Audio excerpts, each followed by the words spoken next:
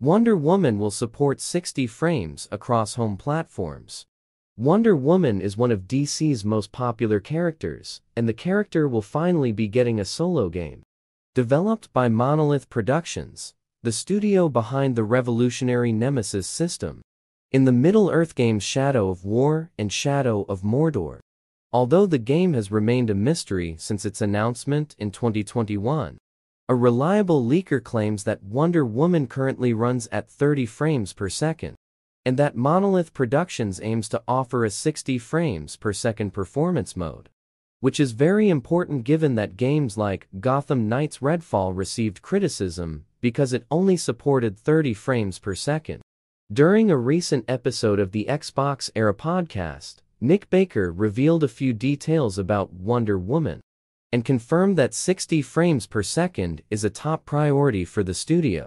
Baker compared the game's graphics to Gotham Knights, noting that it would be a little better, and it seems that the poor performance of the two aforementioned games is an incentive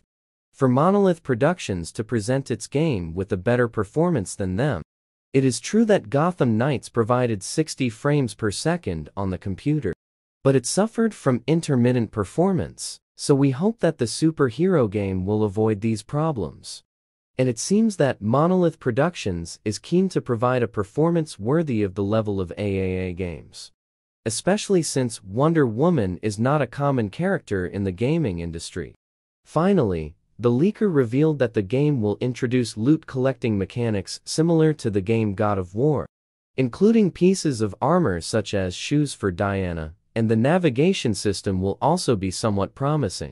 given that the leaker has compared it to the game Crackdown, so it will not be less Wonder Woman level of Middle-earth games.